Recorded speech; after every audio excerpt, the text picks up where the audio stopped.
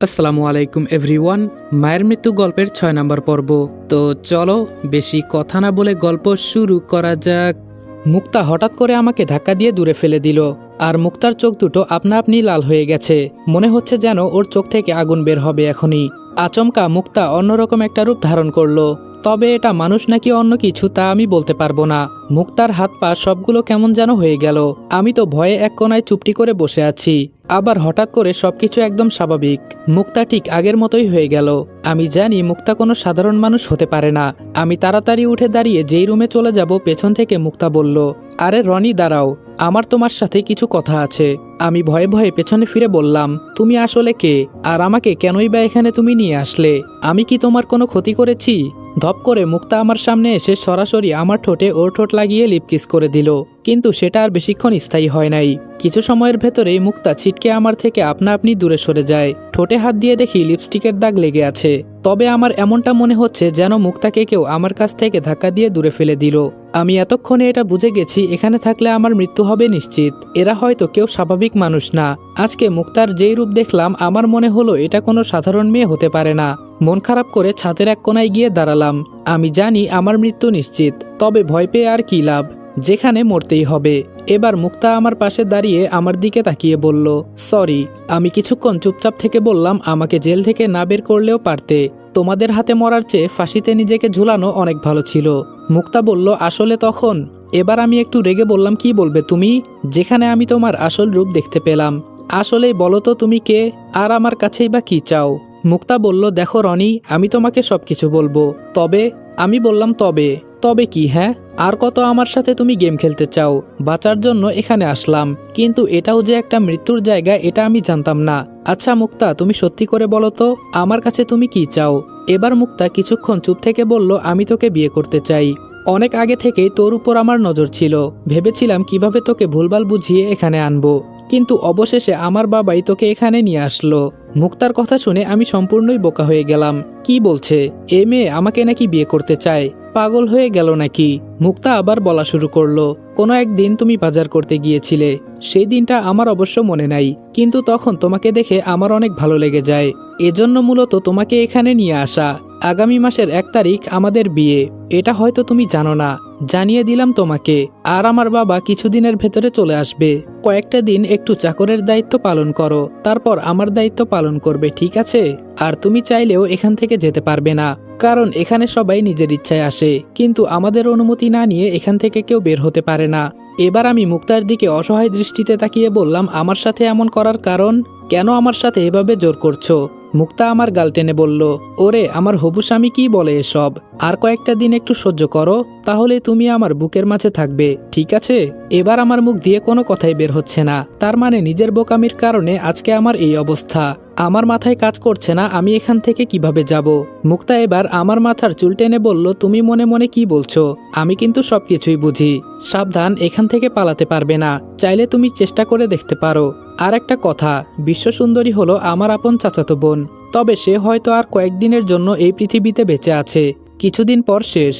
আজকে আমি তোমাদেরকে সবচেয়ে বিশ্বস্ত বুকমেকার ওনেক্স সম্পর্কে বলতে চাই, যেটি পিএসজি এবং সিরিয়ার অফিসিয়াল পার্টনার। এই অ্যাপে আপনি cricket, football, tennis live match দেখতে এবং তাদের স্কোর ভবিষ্যৎবাণী করে সহজেই অর্থ উপার্জন করতে পারবেন। সেই সাথে বিএমডব্লিউ গাড়ি, আইফোন, ল্যাপটপ এবং আরও অনেক নগদ পুরস্কার জেতারও সুযোগ রয়েছে। এই অ্যাপটিতে আপনি crash, crystal, under and over 21 ইত্যাদি গেম খেলে সহজেই আয় করতে পারবেন। সাইন আপ করার সময় আমার প্রচার কোড রিদওয়ান8 ব্যবহার করে আপনার প্রথম জমাতে 24,000 টাকা পর্যন্ত পান। আপনি বিকাশ, নগদ, ব্যাংক, ক্রিপ্টো, পেপাল এবং অন্যান্য সহজ পদ্ধতির মাধ্যমে সহজেই আপনার জেতা টাকা তুলতে পারবেন। এখানে আপনি 24 ঘন্টা 7 দিন গ্রাহক সহায়তা পাবেন। তাই এখনই গুগলে ওনেক্স সার্চ করে অফিসিয়াল ওয়েবসাইটটিতে গিয়ে রেজিস্ট্রেশন করুন। আর রেজিস্ট্রেশনের সময় অবশ্যই আমার প্রচার কোড রিদওয়ান8 ব্যবহার করে প্রথমবার ডিপোজিটে 24,000 টাকা পর্যন্ত পান। মুক্তার কথা কিছু কিছু আমি বুঝতে পারছি, আবার কিছু কিছু বুঝতে পারছি না। আমাকে চুপচাপ থাকতে দেখে মুক্তা আবার প্রশ্ন করলো, কি হলো, কথা বলছো না কেন? রাগ করলে নাকি আমার উপর? এবার আমি হাসি দিয়ে বললাম, আরে রাগ করার কি আছে? নিজের ইচ্ছার বিরুদ্ধে সবকিছু যেখানে হচ্ছে সেখানে আমি আবার রাগ করব কেন? আমি তো সেই দিনই মারা গেছি যেই দিন ওরা আমার সামনে আমার রাম্মুকে মেরেছিল। তুমি আবার কি করবে আমার সাথে? তবে একটা কথা আমি জানতে চাই, তুমি কি আসলেই মানুষ না, নাকি অন্য কিছু? এতটুকু বলতেই মুক্তা আমাকে থামিয়ে বলল, বর্তমানে এইটুকুই জেনে রাখো, আমি কোনো সাধারণ মানুষ না। পরে যখন আমার সাথে তোমার বিয়ে হবে তখন সবকিছু খুলে বলবো, ঠিক আছে? এখন আমাকে যেতে হবে, আমার আবার কিছু কাজ পড়ে আছে। আমি বললাম, কি কাজ? মুক্তা বলল, সে অনেক কিছু। তোমায় বলা যাবে না। এখন রুমে গিয়ে চুপচাপ ঘুমিয়ে পড়ো, আর অযথা ফালতু চিন্তা ভাবনা করবি না, ঠিক আছে? আমার সম্পর্কে ভেবে মাথা এত খারাপ করবি না। বলছি না বিয়ের পর সবকিছু জানতে পারবি। আমি বললাম, আমি যদি বিয়ে আপনাকে না করি? আমার কথা শুনে মুক্তা হাতে ইশারা করতেই একটা ফুলদানি ওর হাতে এসে গেল। এটা দেখিয়ে মুক্তা আমাকে বলল, এখন তো বুঝলি আমি চাইলে কি করতে পারি? অনেক রাত হয়ে গেছে, এখন গিয়ে ঘুমিয়ে পড়। মুক্তা চলে যাবে তখন আমি ওর হাত ধরে বললাম, আমার কিছু প্রশ্ন ছিল। মুক্তা আবার আমার দিকে তাকিয়ে হাসি দিয়ে বলল, হ্যাঁ বলে ফেল, কি বলবি? এবার আমি মুক্তার হাত ছেড়ে বললাম, আমি যখন বলেছিলাম আমার ছাদের রুমটা অনেক পছন্দ, তখন তুমি না করেছিলে কেন? মুক্তা বলল, না করেছিলাম কিছু কারণ ছিল। আমি ভেবেছিলাম আমি তোকে হাতের কাছে পেয়েও হারিয়ে ফেলবো, কিন্তু তোর ভেতরে যে এত কিছু আছে তা আমি জানি না। একমাত্র তুই আমার স্বামী হওয়ার যোগ্য। আর তুই ছাড়া যারা এই রুমে থাকতে গিয়েছিল ওরা সবাই রাতে রুমে গিয়েছে আর সকালে লাশ হয়ে বেরিয়েছে। তবে এখন তোকে আর এই সম্পর্কে কিছু বলা যাবে না। পরে যদি ভয় পেয়ে যাস, তোর সাথে এত কিছু বলতে পারবো না আমি। এখন তুই রুমে গিয়ে শুয়ে পড়, কেমন? এই বলে মুক্তা চলে গেল। আমি শুধু বোকার মতো ওর দিকে তাকিয়ে আছি। আমার কেমন যেন মনে হচ্ছে আমাকে ওরা সবাই মিলে বলির পাঠা বানাতে চায়। আমার মাথায় শুধু একটা জিনিস ঘুরছে, আমি এখন এখান থেকে কিভাবে পালিয়ে যাব। এমনি মুক্তাকে আমার পছন্দ নয়, দেখলেই কেমন যেন লাগে। আবার ওর স্বভাব চরিত্র বেশি একটা সুবিধার মনে হচ্ছে না আমার। বিপদে যেহেতু পড়েই গেছি, তাই এখন আর অন্য কিছু চিন্তা করলে কি হবে? বাঁচতে চেয়ে আবার নিজের বিপদ নিজেই ডেকে আনলাম। রাত প্রায় অনেক হয়ে গেছে, তাই অন্য কিছু আর চিন্তা না করে রুমে গিয়ে শুয়ে পড়লাম। যখন ঘুম ভাঙলো তখন মনে হলো যেন দরজায় কেউ টোকা দিচ্ছে। ফোনটা হাতে নিয়ে দেখি এখন বাজে রাত প্রায় 1টার মতো। এই সময়ে আবার কে আসবে? কেমন যেন অজানা একটা ভয় মনের ভেতরে কাজ করছে। শোয়া থেকে উঠে ভয়ে ভয়ে দরজা খুলে দিলাম। দরজার সামনে তাকিয়ে দেখি সুমন দাঁড়িয়ে আছে। সুমনকে দেখে মনের ভয়টা কোনো রকম দূর হয়েছে। আমি বললাম, কিরে সুমন, তুই এত রাতে এখানে যে? সুমন আমাকে বলল, আরে আগে বাহিরে চলো, পরে সবকিছু বলছি। আমি বললাম, বাহিরে কেন? তুই রুমে আয়, বসে কথা বলি। সুমন বেচারা ভয়ে বলল, এই রাতে তোকে আমি হেল্প করতে এখানে আসলাম, আর তুই আমাকে মারতে চাস? আমি রুম থেকে বের হয়ে ছাদের এক কোনায় গিয়ে দাঁড়িয়ে সুমনকে বললাম, এখন বল কি বলতে চাস? আবার এত রাতে তুই এখানে আসলি কি কারণে? সুমন বলা শুরু করলো, এই একটা সময় সিসি ক্যামেরা এবং সবকিছু বন্ধ থাকে, আবার সবাই গভীর ঘুমে মগ্ন আছে, এজন্য আমি তোর কাছে আসলাম। আমি কিছু বুঝতে না পেরে বললাম, হঠাৎ এত রাতে তুই এখানে কি জন্য আসলি? সুমন এবার মন খারাপ করে বলল, একটা কথা বলতে এলাম এখানে। আমি তো সারা জীবন বন্দী হয়ে কাটিয়ে দিলাম, কিন্তু আমি তোর জীবনটা নষ্ট করতে চাই না। মুক্তার সাথে তোর বিয়ে হবে, এটাই তো মুক্তা তোকে বলে গেছে নাকি? আমি বললাম, এগুলো তুই কিভাবে জানিস? সুমন বলল, আমি তোর বন্ধুও না, তবে আমার মতো তোর একই অবস্থা হবে তা আমি চাই না। যেদিন তোর বিয়ে হবে সেই দিন সবার সামনে তোকে মারা হবে, আর তুই বলে ডাকছি বলে আবার কিছু মনে করিস না। আমি বললাম, আরে না বললেও সমস্যা নেই, এখন বল তুই এসব কিভাবে জানলি? সুমন বলল, এসব কি জানা লাগে বল? এই ছাদের রুমে যে সুরক্ষিত হয়ে বাঁচতে পারবে তাকে সবার সামনে মারা হবে, হয়তো কি কারণে সেটা আমি জানি না। আর একটা কথা, তুই যে ছাদের রুমে থাকিস সেই রুমের এখান থেকে পালানোর রাস্তা আছে, আমি এগুলো মুক্তার মুখে শুনেছি। যদি এখান থেকে বাঁচতে পারিস তাহলে আমাকে নিয়ে যাবি তোর সাথে। অনেক ইচ্ছা বাহিরের চাঁদের আলো দেখব বলে, এই নকল চাঁদের আলো দেখতে আর ভালো লাগে না। শেষ কথাটুকু সুমন আমার দিকে অসহায় হয়ে তাকিয়ে বলল। আমার মাথা কাজ করা বন্ধ করে দিয়েছে সুমনের সব কথা শুনে। তবে এইটুকু এতক্ষণে বুঝলাম, এরা আর যাই হোক না কেন ওরা মানুষের ভালো চায় না। সুমনের দিকে তাকিয়ে আমি মন খারাপ করে বললাম, আমার কি হবে না হবে সেটা আমি চিন্তা করি না, তবে আজকে রাতে আমি মুক্তার যেই রূপ দেখলাম আমার তো মনে হয় না। সুমন আমাকে থামিয়ে বলল, ওরা আসলে পরী, তবে আমি এখনো শিওর না। আমি বললাম, আমি যদি বেঁচে থাকি তাহলে অবশ্যই তোকে আমি এখান থেকে বের করব, তুই চিন্তা করিস না। এখন তুই তোর রুমে চলে যা, যা হয় আমি সকালে দেখে নিব। আর একটা কথা, যাকে আমি কফি দেই তার নাম। সুমন এবার মুচকি হেসে বলল, রিয়া, কত সুন্দর নাম। বিশ্বাস কর ভাই, এই মেয়েকে আমি প্রথম যেদিন দেখেছি সেই দিন থেকে আমি 3 দিন পর্যন্ত কিছুই খাই নাই। উঠতে বসতে শুধু আমি ওকেই দেখি। এত সুন্দর একটা মেয়ে আমি আমার জীবনেও দেখি নাই। ইস, কি বলবো, ওগো রূপবতী, আমি তোমার রূপের আগুনে পুড়ে ছাই। প্রথম যেদিন দেখেছি তোমায়, না ছিল আমার 2 চোখে ঘুম, না ছিল জ্ঞান। উঠতে বসতে আমি শুধু তোমাকেই দেখেছি। তোমাকে যদি একবার কাছ থেকে আমি দেখতে পারতাম তাহলে আমার জীবন ধন্য হতো। এবার আমি সুমনের মুখে হাত দিয়ে বললাম, তোকে আর কিছু বলতে হবে না। আচ্ছা, তুই ওকে কখন দেখেছিস? সুমন বলল, বছরে একবার রিয়া ম্যাম সবার সামনে সবার উদ্দেশ্যে কিছু কথা বলে, তখন আমরা সবাই তাকে সামনে থেকে দেখতে পারি। আবার যে সেই দিনটি কবে আসবে আমার তা জানা নেই। এই বুকে যতই কষ্ট জমা থাক না কেন, রিয়া ম্যামকে এক নজর দেখলেই সবকিছু ঠান্ডা হয়ে যায়। সুমনের কথা শুনে আমার মাথায় শুধু ঘুরছে এই রিয়া ম্যামকে কিভাবে দেখা যায়। আবার আমার কাছে কিন্তু সুযোগ আছে, আগে দেখি কি করা যায়। সুযোগ বুঝে কোপ দিতে হবে। সুমন বলল, কিরে রনি, কি চিন্তা করিস? আমি বললাম, কিছু না, আর তোর কথা আমার মাথায় থাকবে, চিন্তা করিস না, আমি দেখছি কি করা যায়, তুই এখন ঘুমিয়ে পড়। সুমন যাওয়ার আগে বলল, বাঁচতে খুব ইচ্ছে করে রে বন্ধু, এভাবে আর কতদিন, শেষ ভরসা একমাত্র তুই। এই বলে সুমন চলে গেল। সবকিছু আমার মাথা থেকে দূর হয়ে গেছে। এখন শুধু একটাই চিন্তা, রিয়া ম্যামকে কিভাবে দেখব। রিয়া নামটা নিতেই আমার বুকের মাঝে কেমন যেন আলাদা একটা কম্পন সৃষ্টি হয়। কি জানি কি জন্য এমন হয়। রাত অনেক হয়ে গেছে, আগে ঘুমিয়ে নেই, সকালে সমস্ত রহস্য খুঁজে বের করার চেষ্টা করব। আর কোনো কিছু চিন্তা না করে ঘুমিয়ে গেলাম।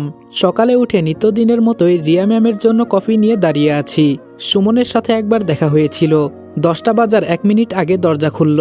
কিন্তু আজকে বেশ অবাক করে ম্যাম আমার হাত থেকে কফির মগটা নিল। অন্য দিনের মতো আজকে আর সময় নেয় নাই। আমি শুধু মাথা নিচু করে দাঁড়িয়ে আছি, আর কিছুই বলছি না। রিয়া ম্যাম রুমের ভেতরে না গিয়ে দাঁড়িয়ে আছে, এজন্য আমিও মাথা নিচু করে দাঁড়িয়ে আছি। হঠাৎ করে আমাকে অবাক করে রিয়া ম্যাম বললেন, কয়েক মিনিট একটু দাঁড়াও, আমি ভেতর থেকে আসছি। এই বলে রিয়া ম্যাম রুমের ভেতরে চলে গেল। আমি শুধু বোকার মতো দাঁড়িয়ে আছি। মনে হচ্ছে যেন আমি একটু আগে আবার নতুন করে জ্ঞান হারিয়েছি। এত মধুর কণ্ঠ আমি আজ পর্যন্ত কারো মুখে শুনি নাই। আহা, কি মধুর কণ্ঠ! কথা শুনলে মনে হয় যেন শুনতেই থাকি। কথা তো আর কথা নয়, মনে হচ্ছে যেন মুখ থেকে মধু বের হচ্ছিল। আচ্ছা, আমি কি রিয়া ম্যামকে সামনে থেকে কখনো দেখতে পারবো? হ্যাঁ, অবশ্যই পারবো। এজন্য হয়তো আমার মৃত্যু হবে, হোক না, তাও তো তাকে আমি এক নজর একটু দেখতে পারবো। আমার জায়গায় যারা আগে কাজ করেছিল তারা তো অযথা মৃত্যুবরণ করে নাই। হয়তো রিয়া ম্যামকে দেখার লোভটা তারা কেউ সামলাতে পারে নাই। অনেকক্ষণ দাঁড়িয়ে থাকার পর রিয়া ম্যাম দরজা খুলে আমার হাতে কফির মগটা দিয়ে রুমের দরজা বন্ধ করে দিল। তাহলে এজন্য কি আমাকে দাঁড়াতে বলল? বুঝলাম না কিছু। নাকি আমাকে কিছু বলতে চাইছিল? ধুর, আমাকে আবার কি বলবে? আমি তো তার কেনা সামান্য একজন চাকর। হঠাৎ আমার কফির মগের ভেতরে নজর পড়ল, কিসের যেন ছোট একটা কাগজ দেখা যাচ্ছে। তার মানে রিয়া ম্যাম আমাকে সত্যি কিছু বলতে চাইছে। তবে এভাবে কেন? আমাকে তো ডেকে নিয়ে গিয়ে বলতে পারতো। যাক, এসব আমার চিন্তা করার বিষয় নয়। এখন কফির মগের ভেতর থেকে চিঠিটা কিভাবে নিব তাই চিন্তা করছি। কারণ চারপাশে সিসি ক্যামেরা, আবার আমার উপরে অনেকেই নজর রেখেছে। আমি কখন কি করি? রিয়া ম্যামের রুমের সামনে থেকে চলে গেলাম। ভাবলাম আগে কিচেন রুমে গিয়ে দেখি কিছু করতে পারি কিনা। সরাসরি কিচেন রুমে চলে গেলাম। গিয়ে দেখি কোথাও কেউ নেই। একবার সিসি ক্যামেরায় তাকিয়ে একটা সালাম দিয়ে বললাম, আপনারা আছেন দেখে সবকিছু সুরক্ষিত আছে, সম্মান করি আপনাদের। এই বলে কফির মগটা রেখে রান্নাঘর থেকে বের হয়ে গেলাম। কফির মগের ভেতর থেকে চিঠিটা অনেক আগেই নিয়ে নিলাম। যখন সিসি ক্যামেরায় তাকিয়ে সালাম করলাম তখন বাম হাত দিয়ে ওটা বের করে নিয়েছি। যদি দেখেও ফেলে তবুও আশা করি এতটা টের পাবে না। কিচেন রুম থেকে বের হতেই সুমন আমার সামনে পড়ল। সুমন আমাকে দেখে একটা হাসি দিয়ে বলল, কি অবস্থা রনি তোমার? আমি বললাম, এই তো সুমন, ভালো। তোমার কি অবস্থা? সুমন বলল, আগের থেকে অনেক ভালো। তো এখন তুমি কি করবে? আমি বললাম, কি আর করব, রুমে গিয়ে ফোন নিয়ে বসবো, না হলে ঘুমাবো।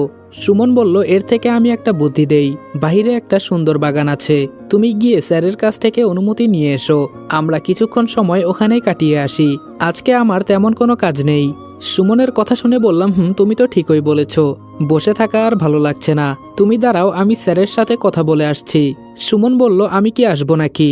আমি বললাম, না, তোমাকে আর আসতে হবে না, আমি স্যারের সাথে কথা বলছি। এই বলে স্যারের রুমের দিকে যেতে লাগলাম। স্যারের রুমে গিয়ে দেখি মুক্তা বিছানার উপর শুয়ে আছে, আর স্যার আয়নার সামনে দাঁড়িয়ে শার্ট পরছে। আমি তাড়াতাড়ি পেছনে তাকিয়ে বললাম, সরি স্যার, না বলে চলে আসছি, মাফ করবেন। স্যার কিছু বলার আগে মুক্তা বলল, আরে রনি, তুমি এখানে হঠাৎ কি মনে করে? আমি মাথা নিচু করে বললাম, আসলে ম্যাম, রুমে বসে থাকা এবং বাসার ভেতরে ঘোরাঘুরি করা আর ভালো লাগে না। যদি একটু অনুমতি দিতেন তাহলে সুমন আর আমি মিলে বাইরে বাগানটা একটু ঘুরে দেখতাম। স্যার এবার মুক্তার দিকে তাকিয়ে বলল, তুমি কি বলো মুক্তা? মুক্তা পাশ থেকে একটা কাগজ নিয়ে কি একটা লিখে দিয়ে বলল, এই কাগজটা নিয়ে যাও, আর মনে রেখো বিকাল হওয়ার আগে ফিরে আসবে। আর এভাবে হঠাৎ করে আমাদের অনুমতি না নিয়ে। মুক্তাকে থামিয়ে বললাম, আপনাকে বলতে হবে না, আমি না বলে রুমে এসে অনেক বড় অন্যায় করে ফেলেছি, আমাকে মাফ করে দিবেন। এখন কি আমি যেতে পারি? মুক্তা বলল, যাও। তবে আমি আর চাচা মিলে আমাদের বিয়ের পরামর্শ করছি, তোমার যা যা লাগবে সব লিখে দিও, সব সময় মতো এসে যাবে। আমি আর কিছু না বলে রুম থেকে বের হয়ে গেলাম। আমার মাথায় ঢুকছে না মুক্তা ওর চাচার রুমে এভাবে শুয়েছিল কেন। হয়তো সত্যি সত্যি ওরা চাচা ভাতিজি মিলে কিছু পরামর্শ করছিল। সুমন আমাকে দেখে এগিয়ে এসে বলল, কি রে রনি, কি হয়েছে? স্যার কি অনুমতি দিয়েছে? আমি হাতের কাগজটা দেখিয়ে বললাম দিয়েছে। এখন চল। আমরা যখন বাইরে যাব তখন পেছন থেকে কে জানি বলল সুমন। পেছনে তাকিয়ে দেখি যে মেয়েটা রান্নাবান্না করে সেই মেয়েটা। ওর সাথে আমার সেই দিনই কথা হয়েছিল। সুমন মেয়েটাকে বলল আমরা বাগানের ভেতরে যাচ্ছি, তুমি গিয়ে রান্নাবান্নার কাজটা সেরে নাও। সুমন এই কথাটা বলতেই মেয়েটা কেমন যেন মায়াবী দৃষ্টিতে সুমনের দিকে তাকিয়ে আছে। হয়তো অন্য কিছু সুমনকে বলতে চাইছে, আমার কারণে পারছে না। দরজার কাছে যেতেই একজন বডিগার্ড বলল, এখান থেকে বাইরে যাওয়ার অনুমতি আছে কি? আমি কাগজটা দেখিয়ে বললাম, আমি রনি আর ও সুমন, এখন তো আমরা যেতে পারি নাকি? আমার এই কথা শুনে দরজা খুলে দিল। শুধু বলল সময় যে পর্যন্ত দেওয়া আছে তার আগে চলে আসবে, মনে থাকে যেন। আমরা বের হয়ে সামনের দিকে যেতে লাগলাম। কিছুটা সামনে যেতে অনেক বড় একটা বাগান দেখতে পেলাম। আমার মনে হয় এমন কোনো ফল নেই যেটা এখানে নেই। চারপাশ এত সুন্দর করে সাজানো, দেখলে শুধু দেখতে ইচ্ছে করে। পাহারা দেওয়ার মতো অনেকেই আছে, আমাদের মতোই বোকা মানুষ। ওরাও হয়তো আমার মতো বোকামি করে এখানে এসেছে। সুমন আমাকে চুপ থাকতে দেখে বলল, কি রে, কিছু বলিস না কেন? জায়গাটা কেমন? আমি বললাম মোটামুটি অনেকটাই ভালো। আচ্ছা, ওই মেয়েটা কি তোর পছন্দ? সুমন বলল, কোন মেয়েটা? আমি বললাম, আরে শালা, কিছুক্ষণ আগে যে মেয়েটা তোকে ডাক দিল। আমার কথা শুনে সুমন কিছুক্ষণ চুপচাপ থেকে মাথা নিচু করে বলল, আমি যখন থেকে এখানে এসেছি তার কয়েকদিন পর এই মেয়েটা এখানে আসে। জানিস, ও আমাকে অনেক কেয়ার করে, সব সময় আমার কাজে সাহায্য করে। শুধু বলে আমাদের কি বিয়ে হবে? আমার অনেক ইচ্ছা তোমার সাথে সংসার করব, তোমার দুটো হাত ধরে ঘুরবো, শুধু এসব বলে। আমিও জানি না ওকে আমার কিভাবে পছন্দ হয়ে গেছে, তবে এখনো বলি নাই যে ওকে আমি পছন্দ করি। আমার মুখ থেকে ভালোবাসার কথাটা শোনার জন্য প্রতিদিন আমার পেছনে পেছনে ঘোরে। কি করব বল? আমি যে এখান থেকে ওকে বের করতে পারবো না। ও বোঝে না যে আমরা এখানে শুধু ওদের চাকর, আর কিছু না। বন্যা মেয়েটা অনেক ভালো, কিন্তু আমি ওর মনের আশা পূরণ করতে পারবো না। আমি বললাম, ওই মেয়েটার নাম বন্যা? সুমন মাথা ঝাঁকি দিয়ে বলল, আমি সুমনের ঘাড়ে হাত দিয়ে বললাম, থাক, তুই আর কান্না করিস না। আমি তোর মাথা ছুঁয়ে কসম খেয়ে বলছি, যদি আমি বেঁচে থাকি তোদের এখান থেকে বের করবই। চিন্তা করিস না, খুব তাড়াতাড়ি আমি এটা করে দেখাবো, এটা আমার ওয়াদা। সুমন আমার দিকে তাকিয়ে চোখের পানি মুছে বলল, এখন বল তোর কি খবর? আমি হেসে বললাম, আমার আবার খবর, যেখানে আমার চাচাতো বোন আর সৎ বাবা পরকীয়া প্রেমে জড়িত হয়ে আমার মাকে আমার সামনে মেরে ফেলেছে। বিশ্বাস কর সুমন, তখন যদি আমাকে বেঁধে না রাখতো, কসম করে বলছি ওদের আমি কাঁচা চিবিয়ে খেতাম। সুমন বলল, কি বলিস? তোর সৎ বাবা আর তোর চাচাতো বোন? আমি বললাম, আর কিছু বলিস না, সহ্য করতে পারি না। এই পৃথিবীতে আমার আপন বলতে আমার আম্মুই ছিল, কিন্তু ওরা আমার আম্মুকে বাঁচতে দিল না। একবার শুধু এখান থেকে বের হই, ছাড়বো না আমি ওদের। সুমন বলল, আমাকেও সাথে নিয়ে যাবি, আমিও দেখতে চাই ওরা কেমন পশু। আমি বললাম, থাক, বাদ দে। এখন বল, ওরা কি সবাই পরি নাকি? সুমন বলল, সঠিকটা আমি বলতে পারবো না, তবে মাঝে মধ্যে ওদের অদ্ভুত ব্যবহার দেখে আমার তাই মনে হয়। গোপন একটা কথা বলি, শোন, ওরা পরি হোক আর যাই হোক, ওরা ততটা ভালো না। ওদের যখন বেশি পিপাসা পায় তখন কিন্তু আস্ত মানুষ খেয়ে ফেলে। একদিন আমি এটা লুকিয়ে দেখেছিলাম। একটা পরীর পক্ষে এত কিছু করা কিভাবে সম্ভব? আমি বললাম, তোর অনুমান ওরা সবাই পরি, তাই তো? সুমন বলল, আমি বললাম, এটা কিভাবে বলতে পারিস? সুমন বলল, মাঝরাতে আমি মুক্তাকে তার ডানা বন্ধ করতে দেখেছিলাম, এজন্য অনুমান করে বলছি, এছাড়া বেশি কিছু জানি না। আমি বললাম, ভয় হয় না এখানে যে থাকিস? যদি কোনোদিন ওরা তোকে? সুমন বলল, আমাকে মারবে না, কারণ আমরা বহু বছর ধরে এখানে আছি। ওরা সবাই জানে আমরা কেমন বিশ্বাসের সাথে কাজ করি। আমি বললাম, এত কিছু জানার পরেও এখানে থাকিস কিভাবে, এটাই তো জানি না। সুমন বলল, এখান থেকে তুই পালাতে পারবি কি? আমি বললাম, হয়তো না। সুমন বলল, তাহলে আমাকে কেন এই কথা বলিস? হঠাৎ পেছন থেকে কে জানি বলে উঠল, এই রনি, দাঁড়াও। আমি আর সুমন পেছনে তাকিয়ে দেখি মুক্তা এইদিকে আসছে। কিছুক্ষণের ভেতরে আমাদের কাছে এসে সুমনকে বলল, সুমন, আজকে তুমি চলে যাও, অন্য একদিন ওর সাথে এসো, আজকে আমার ওর সাথে কিছু কথা আছে। সুমন মাথা নিচু করে বলল, জি ম্যাম, আমি চলে যাচ্ছি। এই কথা বলে সুমন চলে গেল। আমি শুধু বোকার মতো দাঁড়িয়ে আছি। মুক্তা আমাকে বলল, এভাবে হ্যাবলার মতো দাঁড়িয়ে আছো কেন? এতক্ষণ তো খুব বকবক করছিলে। আমি বললাম, কি বলবো আমি বলেছি তো তুমি যা ইচ্ছা আমার সাথে তাই করতে পারো, আমি না করব না। মুক্তা আমার দিকে তাকিয়ে হাসি দিয়ে বলল, আমি কি এতটাই অসুন্দর? আমি বললাম, তোমাকে একটা গল্প বলি, শুনবে কি মুক্তা? মুক্তা আমার দিকে চোখ রেখে বলল, বলো শুনি, কি বলতে চাও? আমি বলা শুরু করলাম। একটা ছেলে পাঙ্গাস মাছ খুব বেশি পছন্দ করত। সে এতটাই ভক্ত ছিল যে প্রতিবেলায় সে পাঙ্গাস মাছ ছাড়া ভাতই খেতে পারত না। হঠাৎ একদিন কোনো কারণে ছেলেটা গ্রামে তার নানা বাড়িতে যায়। রাস্তা দিয়ে যাওয়ার সময় একটা পুকুরে তার নজর পড়ল। ছেলেটার খুব শখ ছিল পুকুরের পানিতে মাছ ধরার, এজন্য সে পুকুরের পাড়ে গিয়ে দাঁড়ালো। আবার পুকুরে কয়েকজন মানুষ মিলে জাল ধরে মাছ মারছিল, সেগুলো ছিল পাঙ্গাস মাছ। হঠাৎ ছেলেটার নজর পড়ল পুকুরের দুই পাশে দুইটা টয়লেট আছে। একজন মানুষ পুকুর থেকে বলাবলি করছে মাছকে যত নোংরা খাবার দেওয়া হবে সে তত তাড়াতাড়ি বড় হবে। ছেলেটা আর কিছু না বলে চুপচাপ চলে গেল। নানির বাড়িতে গিয়ে দেখে তার জন্য খুব সুন্দর করে পাঙ্গাস মাছ রান্না করা হয়েছে। খাবার সময় তাকে পাঙ্গাসের মাথা দেওয়া হলো। হঠাৎ ছেলেটার নজর পড়ল পাঙ্গাসের মাথার ভেতরে একটা ছোট কেঁচোর টুকরো। কেঁচো কি এটা তো সবাই বোঝে। এরপর থেকে ছেলেটা পাঙ্গাস মাছ দেখলেই দৌড় দিয়ে পালায়। থাক আর বলবো না। তবে ছেলেটা পরিশেষে আর পাঙ্গাস খায় নাই, কারণ এরা মাছ হিসেবে ভালো হলেও ভেতরে ময়লা আবর্জনা ভরা। আমি কি বলতে চেয়েছি হয়তো তুমি তা এতক্ষণে বুঝে গেছো। মুক্তা আমার কথা শুনে হাসি দিয়ে বলল, তুই খুব সুন্দর উদাহরণ দিতে পারিস। তবে এটা সত্যি, আমি অনেকের সাথে একই বিছানায় ছিলাম। এগুলো শুনলে তোর খারাপ লাগবে, তাই আর বলবো না। কয়েকদিন পর তুই আমার হাজবেন্ড হবি। আমি বললাম, জোর করেই আমার সাথে তুমি সবকিছু করতে চাও? মুক্তা বলল, কে বলেছে আমি তোর সাথে জোর করে সবকিছু করব? তোর ভেতরে এমন কিছু ঢুকিয়ে দিব যাতে তুই নিজে নিজেই রাজি হয়ে যাবি, আর তখন আমার অনুমতি ছাড়া কোনো জায়গায় যাবি না। আমি রেগে বললাম, তার থেকে বরং আমাকে রোবট বানিয়ে ফেল।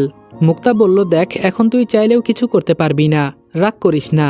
আর তুই চাইলে এখন আমরা মুক্তাকে আমি থামিয়ে বললাম, যা বলেছিস বলেছিস, আর কিছু বলিস না। আমি এসব শুনতে চাই না। বলেছি না যা ইচ্ছা তাই আমার সাথে করতে পারিস। আমি না করব না। এখন আমাকে যেতে হবে, আসি আমি। পেছন থেকে মুক্তা বলল, আরে দাঁড়া না। আমি আর কিছু না শুনে একেবারে ছাদের রুমে চলে গেলাম। বিছানার উপর কম্বল গায়ে দিয়ে রিয়া ম্যামের চিঠিটা বের করলাম। ছোট করে লেখা আছে, রাত 1টার সময় আমি ছাদে আসব, তুমি ঘুমিও না, তোমার সাথে জরুরি কিছু কথা আছে। চিঠিটা পড়ে আমার খুশি আর দেখে কে। তার মানে অবশেষে আমি রিয়া ম্যামকে দেখতে পারবো। বিছানার এক কোণে চিঠিটা রেখে দিলাম। সবকিছু শেষ করে রাতে যখন ঘুমাতে যাব তখন রিয়া ম্যামের চিঠির কথা মনে পড়ল। এজন্য একটুও বিছানায় গা লাগাই নাই। ঘড়িতে এখন বাজে রাত প্রায় 12টার মতো। রুমে বসে থাকতে আর ভালো লাগছে না, তাই ছাদে চলে গেলাম। ছাদের এক কোণায় থেকে অন্য কোণায় হাঁটাহাঁটি করছি, কখন যেন রিয়া ম্যাম আসবে। আমার কতদিনের ইচ্ছা রিয়া ম্যামকে দেখব। এই অপেক্ষার মাঝে একটা ভালো লাগা আছে। অনেকক্ষণ দাঁড়িয়ে থাকার পর হঠাৎ কারো পায়ের আওয়াজের শব্দ শুনতে পেলাম। আসসালামু আলাইকুম এভরিওয়ান। মায়ের মৃত্যু গল্পের 6 নম্বর পর্ব এখানে শেষ করলাম।